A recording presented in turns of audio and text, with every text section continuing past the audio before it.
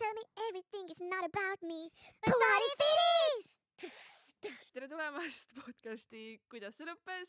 Me oleme raamatutotsid ja nagu võib-olla laua pealt aru on saada, siis tänaseks teemaks raamatuteks sarjaks on Holly Jacksoni A Good Girl's Guide to Murder triloogia. Ja, siuke mõnus kopsakas lugemine. Siia aasta algusesse kohe alustame suurelt ja suurte ambitsioonidega. Ja mina lugesin selle raamatu ise ära tegelikult juba suvel. Ma täiesti nagu süüdimatult ütlen, et ma ostsin selle esimese osa sellepärast, et see nägi nii lahe välja. Siis ma hakkasin seda lugema ja ma olin nagu mingi oh my god. Ja siis täpselt, kui ma lõpetasin esimese osa lugemise, ilmus teine osa selle special editionina, nüüd ma sain kohe osta ja lugeda teise ka ära. Ja siis ma pidin veits aega ootama enne, kui kolmas tuli ja siis ma sain kolmanda ka ära lugeda. Ja boy of boy, it was a wild ride. Ma olin lihtsalt nagu mingi pead seda lugema, nagu sa pead seda lugema. See oli see hetk, kus Jessica tahtis hästi palju minuga jagada ja ta ei saanud mitte midagi jagada, sest ta ei tahtnud midagi ette öelda. Ja siis ta lihtsalt vibreeris sellest ärevusest, et oh my god, palun võta see raamat ja palun loe, siis ütle kohe, kui sa oled ära lugenud selle. Ja ma ei tea, mul oli siuke piinamise tuju, et mina lõpetasin selle triloogia alles detsembris. Esimese osa ma tegelikult lugesin suvel läbi. Ja siis ma võtsin natuke hoogu teise ja kolmanda osaga, aga ja ma selles mõttes nõustun 100%, et boy oh boy, see oli sõit, ütleme nii. See oli sõit ja selleks, et nende jaoks, kes ei ole veel kõiki kolme raamatut ära lugenud, ei oleks see täielik spoiler episood, siis me põhiliselt räägime esimesest raamatust ja veits puudutame siis seda sarja kui nagu üleüldist sarja ka, ehk võiksite olla ära lugenud esimese raamatu. Jah, sest muidu me ei saa midagi rääkida lihtsalt. Sorry guys. Ja aga kui teist ja kolmandat ei ole lugenud, siis ei ole hullu, nendest me mingeid spoilereid ei räägi. Ja, aga me peame kindlasti teist ja kolmandat osa puudutama, sest et see ei tule nii hästi esimese osa lõpus võib-olla välja, aga see ikkagi on terviklik sari. See läheb edasi ja seal on hästi palju põhjuseid, miks midagi on kirjutatud täpselt nii, nagu on kirjutatud, et sellest selle loo mastaapsusest sa saadki alles siis aru, kui sa jõuad kolmanda osaga poole peale. Et kes on võib-olla lugenud ainult esimest osa ja oli siuke meeldiv lugemine, siis ma soovitan leida selle aja ka ja teine ja kolmas osa lugeda, sest see on hoopis teistsugune kogemus. Ja teist ja kolmandat osa on vaja lugeda ka, et see kõik saaksid aru, miks peab teraapias käima. Ja sellest sõna teraapia ilmselt käib täna mõnusalt läbi, aga ja, siuke mõnus bänger kohe siia aasta algusesse ja läksime, jah. Esimene asi, biggest ikk, et Pipp korralikult teraapias ei käi.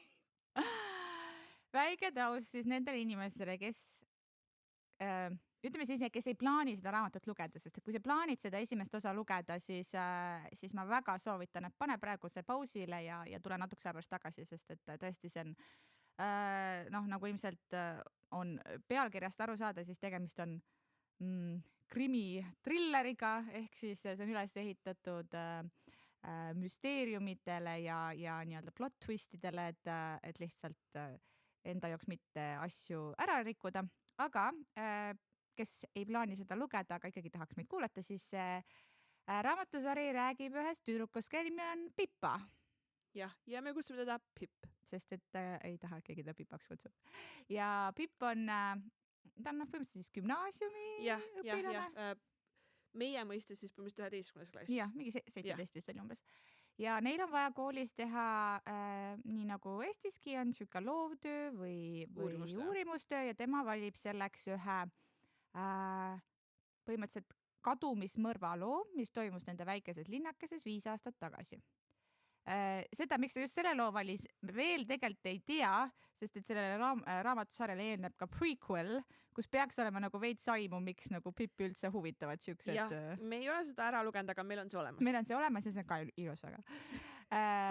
Igatahes Pipp valib oma uurimise teemaks ühe kuriteo, mis näiliselt paistab olevat selles mõttes mõttetu töö, et tegemist on lahendatud kuriteoga. 5 aastat tagasi läks kaduma üks neiu nimega Andy, keda ei leitudki, aga natukene aega pärast tema kadumist tema boyfriend saatis sõnumi, tunnistas üles, et ta tappis ära Andy ja siis suures kahetsuses ta sooritas siis enesetapu. Ja näiliselt see lugu siis lahendaski iseennast põhimõtteliselt, et Andy on surnud, keegi küll ei tea, kuhu ta sai, sellepärast et Sal, tema boyfriend siis sooritas enesetapu ja ei saa meile siis öelda. Aga näiliselt sai see lugu nagu lahenduse ja tundus, et siin nagu midagi edasi pole kaevata. Jah, aga meie imeline Pip ei rahuldunud sellega, sest et ta sai aru, et midagi valesti, mingid asjad ei klapi, ei lähe kokku, mingid inimesed käituvad veits veidralt ja hakkas seda uurima ja alustas siis sellega, et Salil on noorem vend Ravi, kes on aasta vanem vist kui Pip. Ja elab siis Pipa lähedal ja läheb ukse taha. Sõna otseses mõttes. Läheb ukse taha, koputab ja on nagu mingi... Ma tahan seda hakata uurima. Ma tahaks uurida seda case'i, kus sinu venda tembeldati mõrvariks ja ta sooritas enesetapu. Kas võib? Ma olen mingi 17 ja... Kas ta ei viinud muffineid äkki ka või?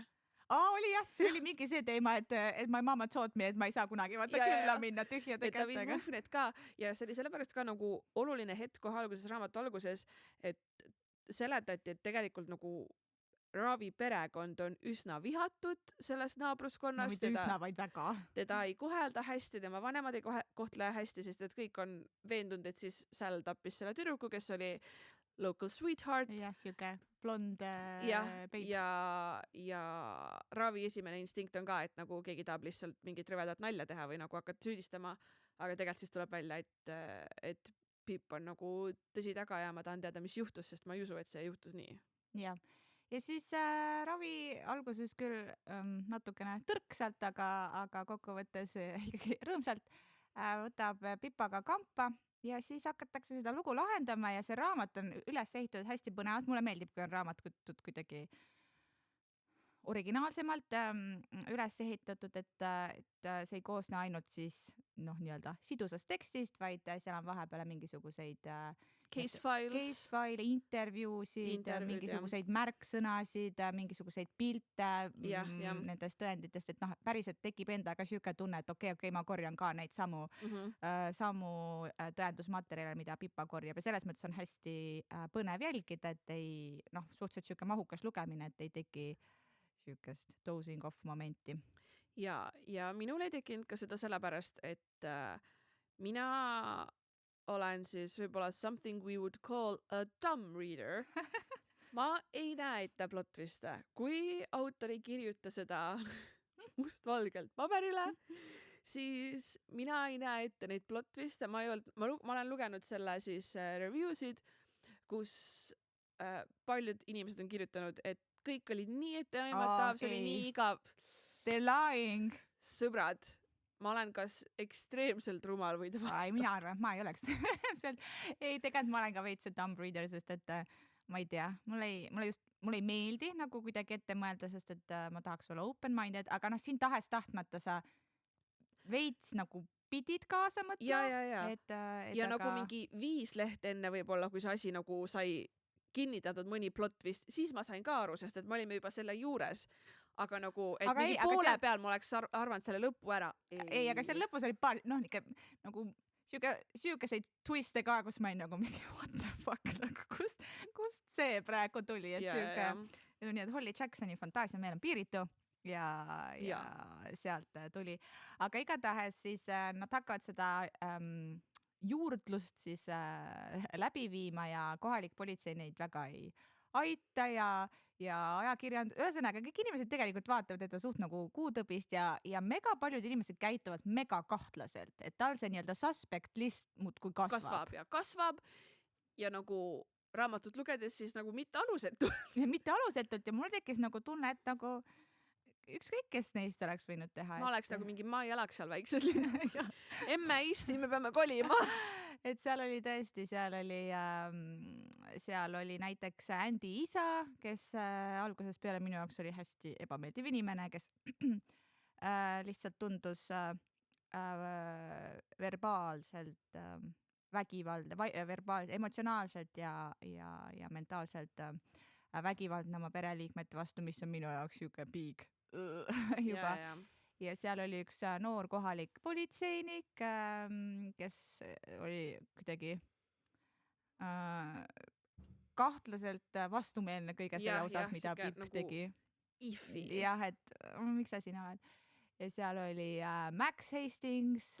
Ma tahan just öelda, et me tegime notes'e ja minu notesides on kirjas fuck Max Hastings. Mul on Max Hastings ja siis on 3 nagu ropsimise märki. See on literaal mu kõige esimene see notes. Ja võib-olla teine, mida siinkohal peab ütlema, smallest man who ever lived. Mina just täpselt mõtlesin seda, kui me peaks Maxile nagu eraldi laulu, siis meil on olnud neid, seal Icebreakeris oli ka smallest man, aga Max on ikka nagu next level smallest man who ever lived.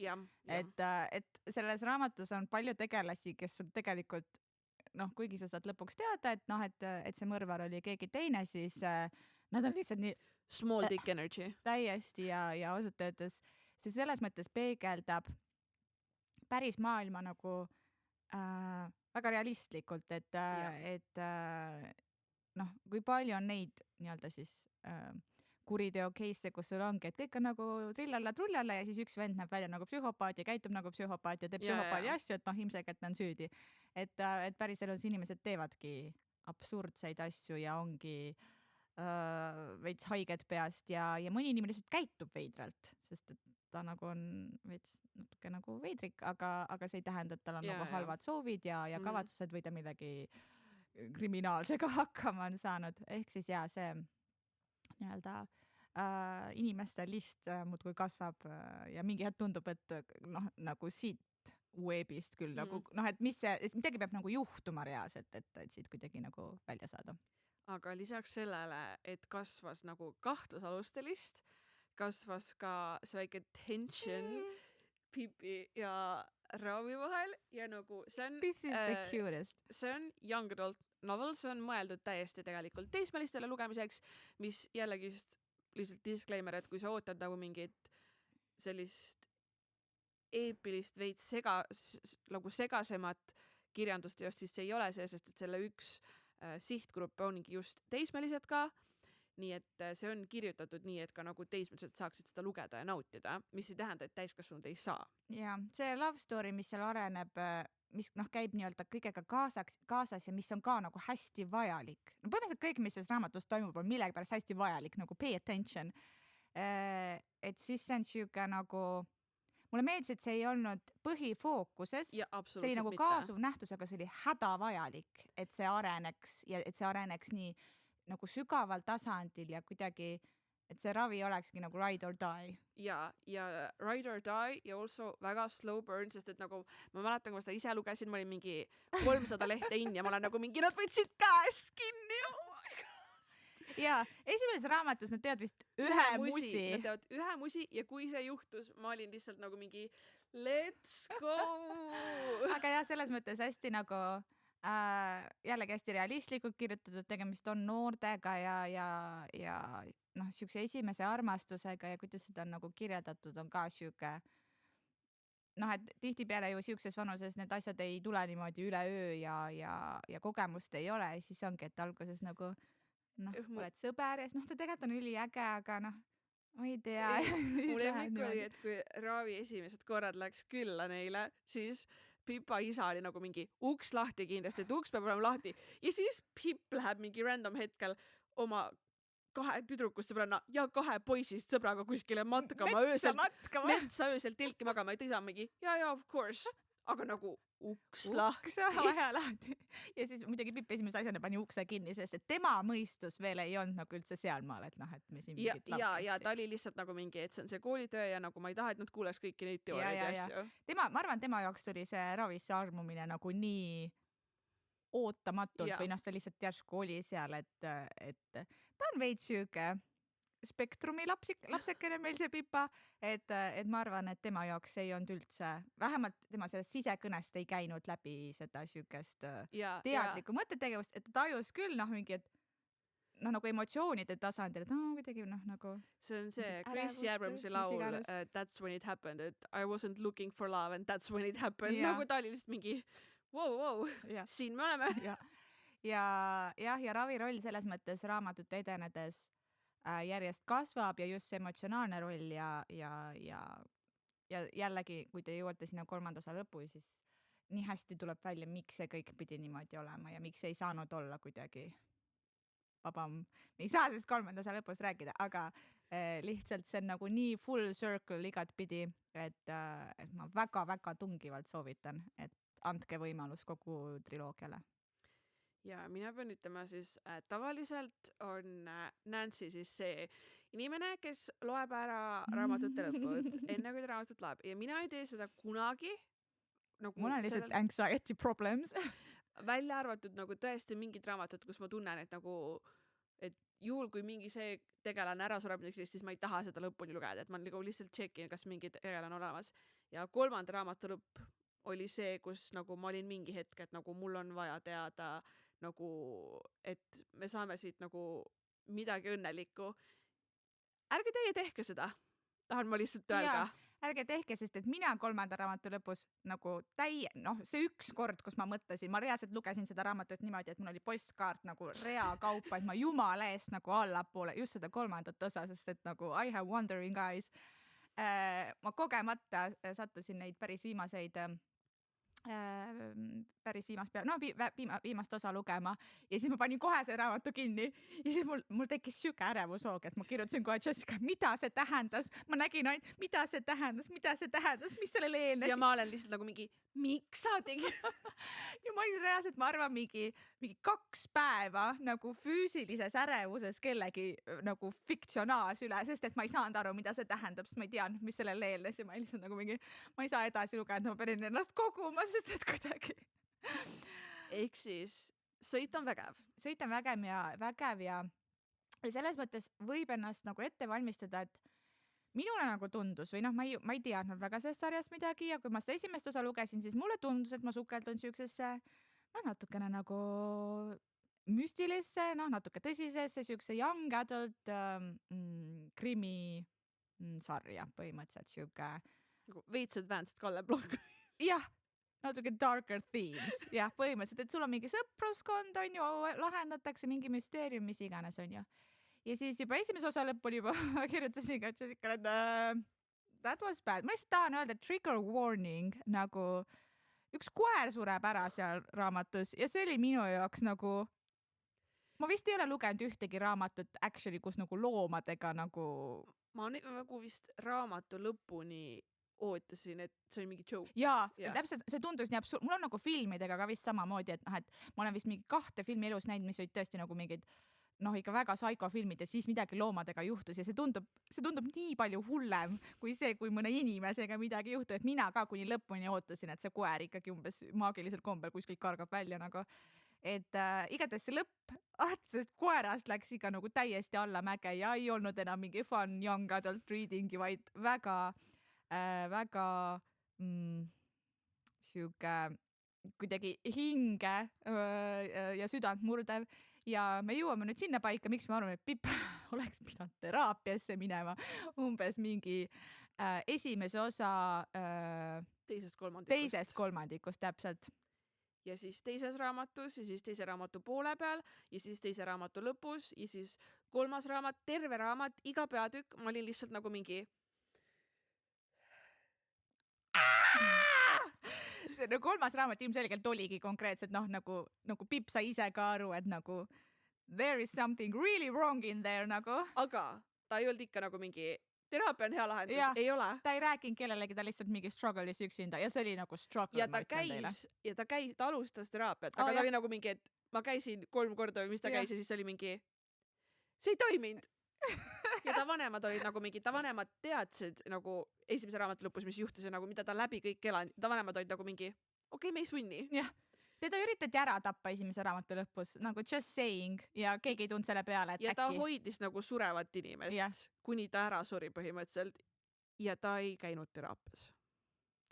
Trigger warning. Väga palju trigger warning oid nagu, see ei ole easy young adult reading, see on ikka nagu ta läheb väga tiibiks ja ta läheb nagu emotsionaalsel tasandil, et nagu see nii-öelda kivikeste ehitamine, et kuidas me jõuame kolmanda osa asjadeni, et kuidas me üldse inimestena ja sündmuste nii-öelda lõikes, kuidas me jõuame sinna, siis see kõik eelnev oli nii vajalik, sest et muidu it wouldn't make sense. Ma sain just aru, et raamatud on vales järjekorras laua peal.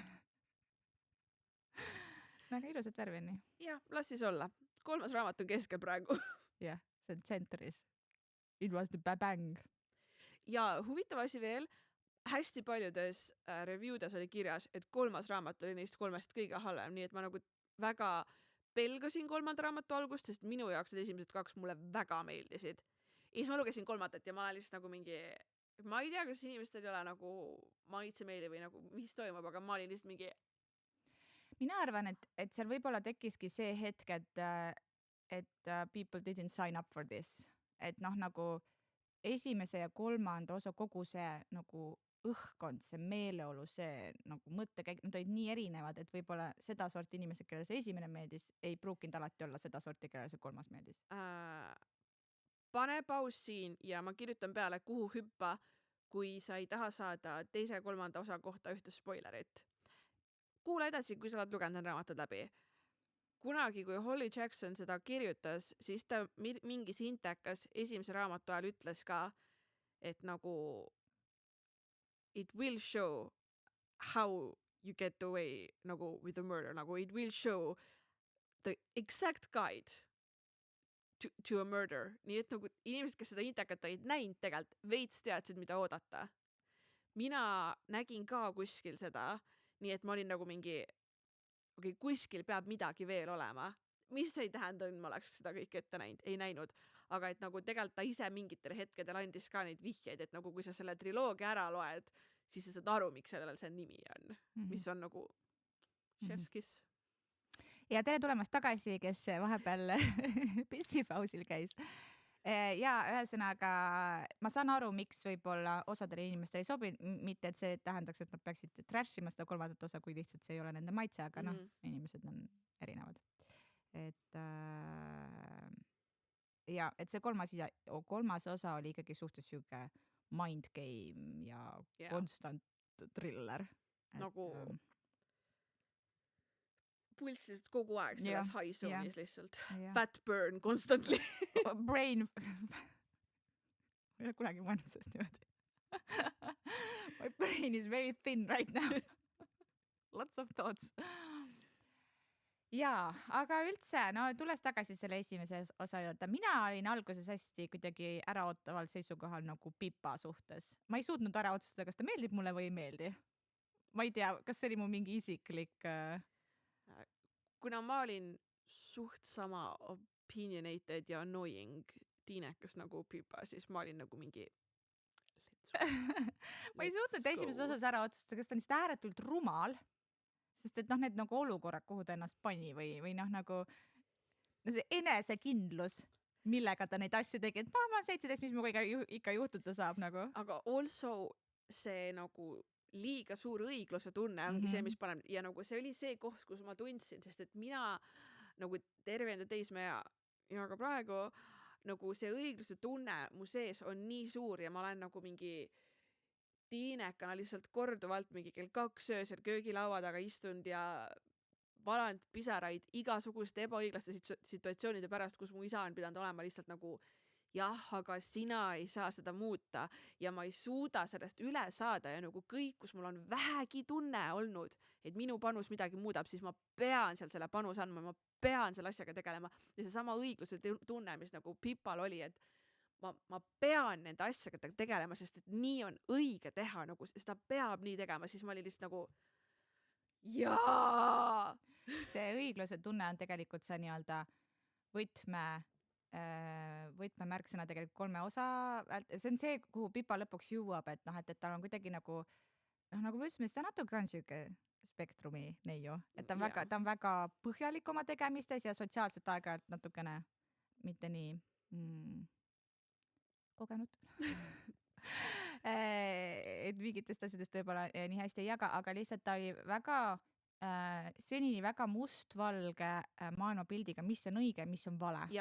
ja selles mõttes ma hästi suhestusin, et kui tal kolmandas osas ei ole otseselt spoiler, aga et ta väga nagu struggle'is sellega, et kas siis õige on õige ja kas vale on vale ja kui sa tead, et õige on õige, siis kuidas kõik teised inimesed ei saa aru, et see on õige ja kuidas nii-öelda õiglus, see ilmselge õiglus nagu jalule ei pääse, et kuidas on nagu võimalik, et kõik teavad, et see on vale ja ikkagi nii-öelda aga seda ei võeta valena. Et seda ei võeta valena ja see oli kokkuvõttes see, mis tal, ma arvan, nagu juhtme täiesti kokku ajas ja ma sain täiesti nagu aru sellest ja ma olen kuidagi erinevate teemadega praegu mõelnud seda sama asja, et mina oma peas tegelikult olen nii sinisilmne, et mul on tunne, et kui keegi teeb midagi valesti ja seda on ju näha, et ta teeb valesti, siis ju inimesed otsustavad kollektiivselt, et see oli viga ja ta saab karistada selle eest. Aga nagu me oleme Jessicaga siin viimase ajal palju rääkinud mingitest kohtukeisidest, kus sul on kõik tõendid olemas, mis näitavad noolega, see inimene on sitapea, vabandust. Ja siis öeldakse, oi, aga me ei saa, need tõendid ei ole piisavalt, need on vastukäivad, me ei saa usaldada ja nothing happens. Ja ma olen nagu mõelnud selle peale, et ma vist ei ole ise õnneks olnud sihukestes situatsioonides, kus minu see sügav usk õiglusesse ja see, et õiglus ikkagi nagu tuleb välja, nii-öelda minu isiklikul tasandil ei ole saanud kõigutatud, aga ma saan aru, et see ei ole kogu aeg niimoodi ja ma väga hästi saan aru, miks Pippa oli kolmandas osas nii suures hädas, ma arvan, et ma oleks täpselt samas kohas olnud. Et mida sa siis teed, nagu kui keegi teine ei tee midagi? Kuidas sa elad nagu selle teadmisega või iseendaga või nagu? Aga deep. That was deep. Revenge is sweet. Revenge is sweet. Yes. Nagu wild, it was wild ride. I don't dress for villains or for innocence, I'm on my vigilante shit on see 3. raamat. Pipp oli täiesti, jah. Ma siia mingid märksõna pannud, siis mul tuli raviga seoses meelde, et kuigi ma üritasin nagu mitte mõelda, et kes on see nagu paharet, siis kas sa ütlesid just paharet? Ma sain aru, väike laks vastu näppe, ära rohkem nii tee. Kes oli paharet, siis mul by default millegipärast läks mõte selle isa peale, sest et I don't like abusive men at all. See on mul kohe siuke instant red flag, aga mis mu kõige suurem hirm oli ja see oli vist mingi asi, mis ma küsisin ka Jessica käest, et palun, ütle nii, et Ravi ei ole süüdlane. I can't handle it. Ma ei saa ma nagu mina näiteks pean alati lugema mingisuguseid raamatu kirjeldusi, sest mul on vaja teada, kes on nagu see nagu main love interest nagu, või vähemalt kes on nagu normaalne inimene, sest et nagu see viis, kuidas ma seda omavahelist suhtlust ja asja võtan, on hoopis teistmoodi, kui mul on nagu mingi nagu kahtlus. Ja kui mul on tunne, et see asi on nii perfektselt üles ehitatud ja siis tuleb välja, et wow, kõik oli valesti, siis ma tunnen ennast nii petetuna, et mul ei sobi see. Et kui see on nagu siuke so and so suhe, et siis ma olen valmis selleks, et ikkagi ma ei tea, kas ta on sitapea või ta peab nagu mõrvar olema, selles ta võib ka näiteks lihtsalt ära minna või petta või mis iganes on ju. Aga kui sa ehitad nagu täiesti perfektsena selle loo üles ja siis on see, et Tüngvärdjas. Siis minu jaoks on see nagu no. Ehk siis ma pidin küsima, et palun, ütle mulle ainult ühte asja. Kõik, kes ei ole lugenud, siis Ravi on one of the good guys. We love Ravi. Yeah.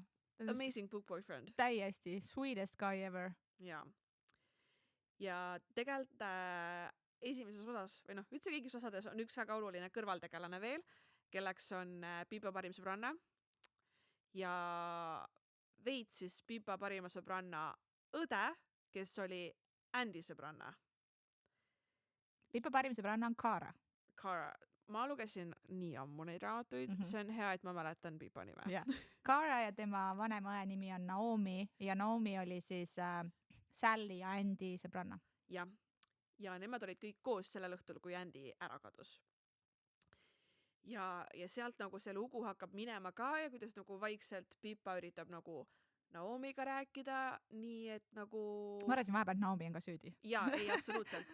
ja selles suhtes, mingitele tegelastele sa ei saa pahaks panna seda, kuidas nad reageerivad, sest et nagu nende üks sõber kadus ära ja teine sõber tappis ennast ära, nii et see kaotus, mis sa nagu läbi elasid, oli nii suur ja siis, kui keegi 5 aastat hiljem tuleb uuesti seda teemat torkima, siis tegelikult me ei saa pahaks panna, et inimesed reageerivad nii, nagu nad reageerivad sellele. Samaga näiteks nagu mingi Andy pereliikmed või et nagu sa oled nii kaua pidanud sellega tegelema, sa võib-olla oled lõpuks rahu teinud, on ju. Mõni võib-olla ei oleks pidanud. Aga ikkagist. Ja the plot twists, mis sealt tulevad lihtsalt. Mis Andy Jõe nimi oli?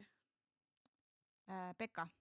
Ühesõnaga siis neile, kes ei plaani seda raamatut lugeda, siis tegelikult tuleb välja, et There's two bad guys.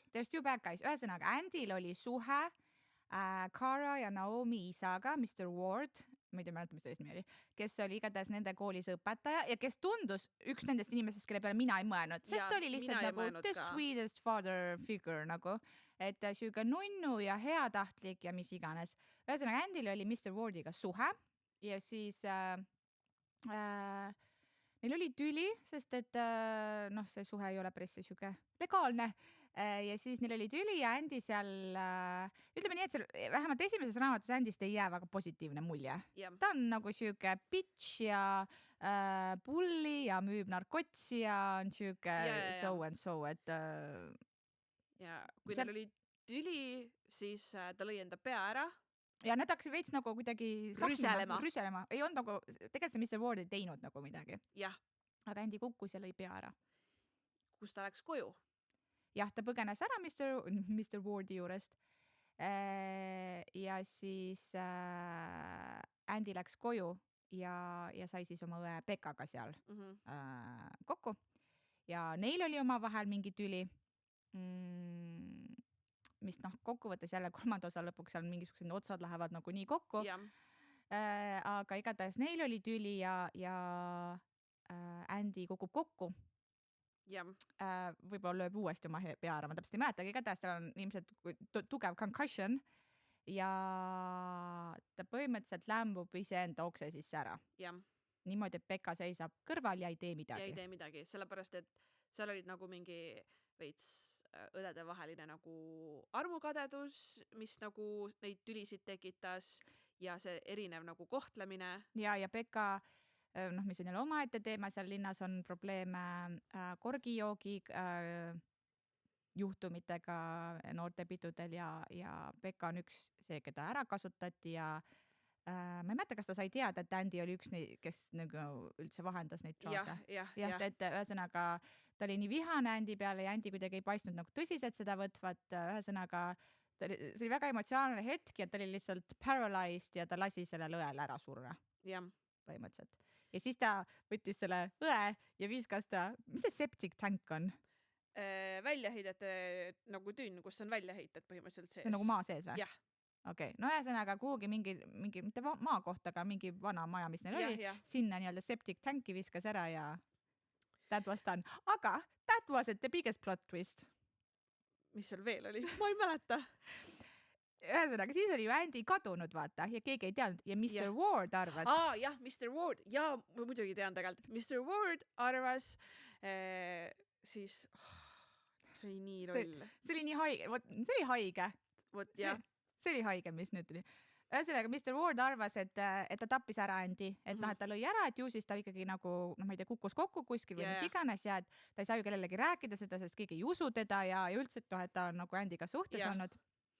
Et Mr. Ward arvas ühesõnaga, et on siuke asi ja tal oli nüüd vaja süüdlast, et mitte ise süüdi jääda ja vot nagu see oli minu jaoks nii heartbreaking.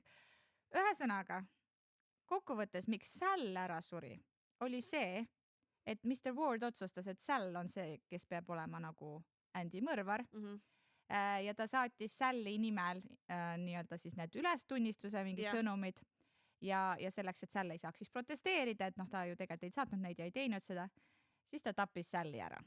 Ehk siis tema sai ikkagi mõrvar. Et kui ta alguses võib-olla oli moraalselt ebasünnis tegelane lihtsalt, siis lõpuks ta oli ikkagist bad guy. ja see, kuidas nagu üldse Oot- kogu see Sally surm ja see, kuidas see Mr. Sally Ward surm, rääkis aga seal ei olnud mitte ainult see ja siis tuli üks plott vist Ah, veel. see oli see kõige haigem. Ühesõnaga, ma tahtsin öelda lihtsalt see Sally surm nagu, see oli ikka nagu, see oli tegelikult vist hullem kui see koera surm. Et noh, nagu kuidas ta kirjeldas Jaa, seda, et umbes jaa. hoidis Sallyl käes kinni ja ta ei tundnud mingit valu ja noh, mis iganes, et Mhm. ta noh, nagu tal oli nii kahju, aga et see pidi nii juhtuma ja ma olin lihtsalt mingi, dude, sul on nagu mingi väga palju kruvisid puudu lihtsalt peas ja nagu. nagu see oli see hetk ja siis kohe see järgmine stseen, millest me ka räägime, kus said nagu mingi sotsiopaat. Noh, nagu sa lihtsalt võtad nagu teismelise inimese, ilusa inimese, sest Sall oli tegelikult üdini hea, ta oli väga siuke raavi moodi selles mõttes, et nad olid väga sarnased, sa võtad ühe noore inimese, kelle elu on kõik ees ja lihtsalt uimastad ta ära ja põhimõtteliselt lämmatad surnuks. Ma hoidsin tal käest kinni, et ta ei pidanud ennast üksinda tundma. Nagu, what the heck? Ja siis ta leidis maantee äärest ühe blondi neiu, kes vanuseliselt klappis Andyga ja kuna ta oli nii sociopathic ja delulu, Ja siis ta oli veits võib-olla süütundes mingi ja siis ta oli ärakamminud. veendunud, et see on Andy ja ta viis ja pani ta lukku taha ühte teise majja, mis oli nende pere mingi vanaema, vanaisa, mingi vana maja, midagi sellist. Keldrisse või Ja lakka hoidis peale, ma ei tea. üles pööningule ja hoidis teda aastaid, 5 aastat jah. Sellest loost. Jah, see ei olnud vist kohe alguses, ta leidis ta veits aega, mingi paar kuud või midagi sellist, see oli mingi nagu veits veider ajavahemik, et nagu miks ta peaks paar kuud hiljem ikka uitama seal samas kandis on ju.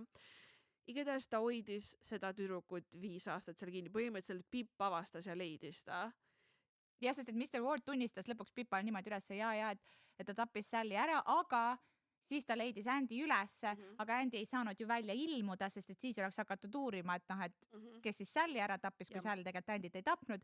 Ja siis tal ei jäänud muud üle, kui võtta see tüdruk ja siis nii-öelda ära lukustada. Ja ma ei tea, mis ta plaan oli nagu forever teda hoida seal või? Põhimõtteliselt. Nagu, ja igatahes ja siis ta ütles Pipale, et Andy on seal ja Andy läkski tegelikult selle mõttega, et ta arvas, et see on, või Pipa läks selle mõttega sinna majja, et ta arvas, et päriselt Andy on ikkagi elus. Ja siis me saame teada, et see on tegelikult mingi suvaline tüdruk, keda on 5 aastat hoitud kinni. Ta oli veits, mitte veits, ta oli täiesti siuke lihtsameelne intellektipuudega, ta oli vist tol hetkel, ta oli vist kodutu ja kuidagi, ühesõnaga ta ei saanud midagi aru, ta lihtsalt uitas T-servas ja siis... Ta vist tegelikult oli isegi natuke vanem ka, aga kuna ta oligi nagu nii malnourished ja värki, siis ta arvas, et ta on selles vanuses igatahes. Ja Mr. Ward väitis, et ta on Andy ja ta nagu arvaski, et ta on Andy. Ja tema oli täiesti veendunud, ma ütlen, delulu. Et ta nägi, õrnalt nägi välja, noor neiu blond.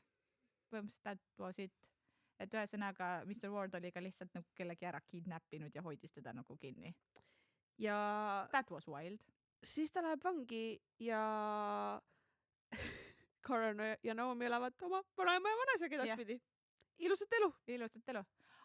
Oota, aga meil on veel Pekka ka ju oli, ühesõnaga Pekka tunnistab üles, et ta lasi nii-öelda, et ta vaatas, kuidas Andy suri. Ja draagis Pipat. Jah, sest et ta ju ei saanud ikkagi siis nagu tunnistada avalikult, et ta lasi nii-öelda mõel surra.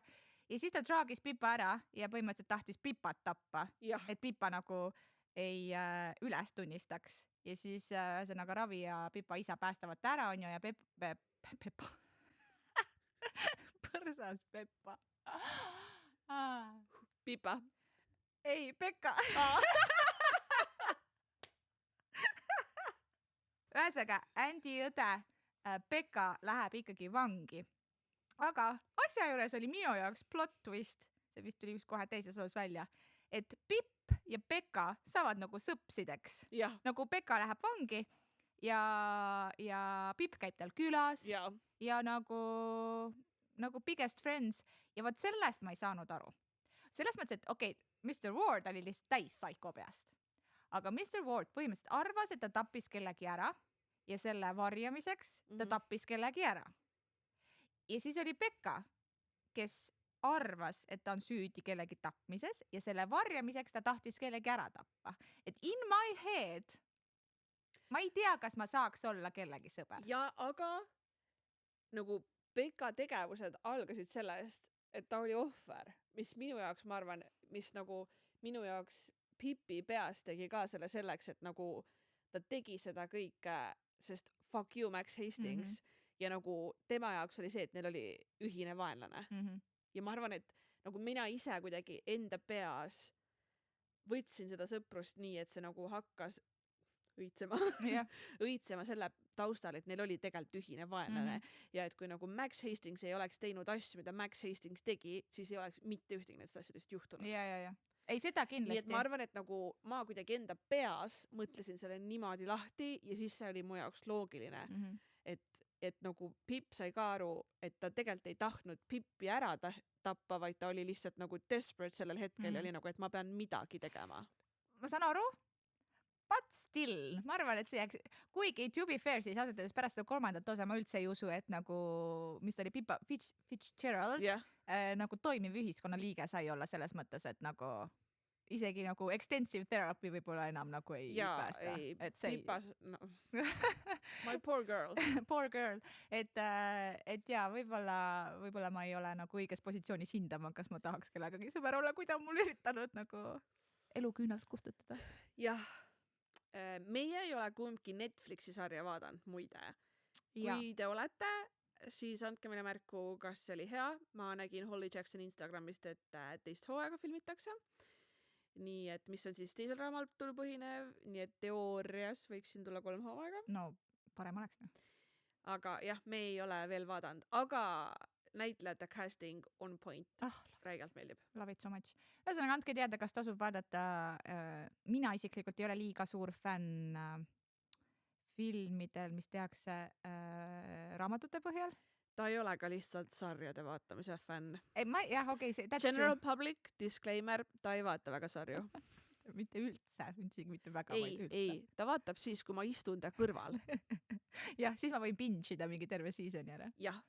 Ainult me niimoodi olemegi vaadanud, kus juures. Iga kord, kui mul on nagu mingi, meil on üks sari, mida ma pean vaatama, siis ma istun taga koos, ma lähen talle külla, me istume koos teleka ette ja me vaatame kõik osad järjest ära. Sest et I do nothing nagu mingi poolikult, all or nothing ja mul peab olema keegi konkreetselt nagu hingav kuklasse.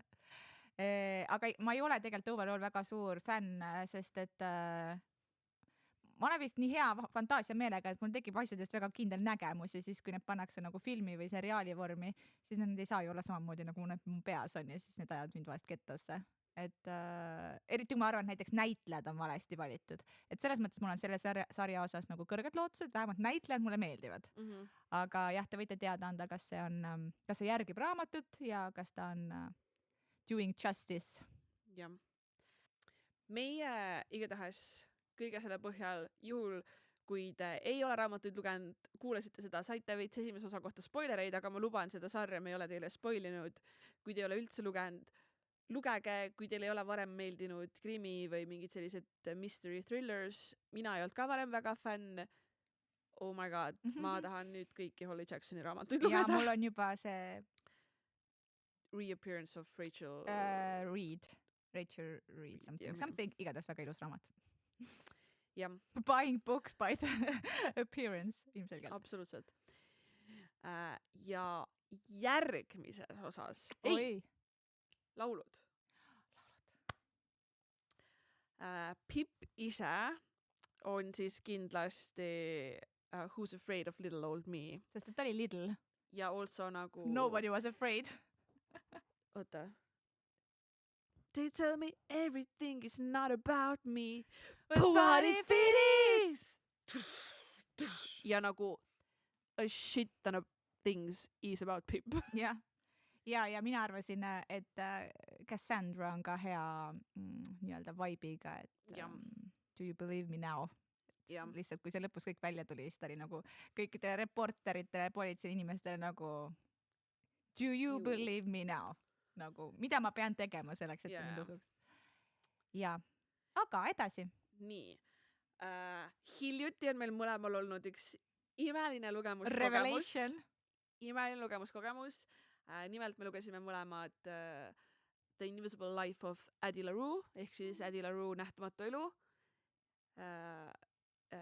V.E. Schwab.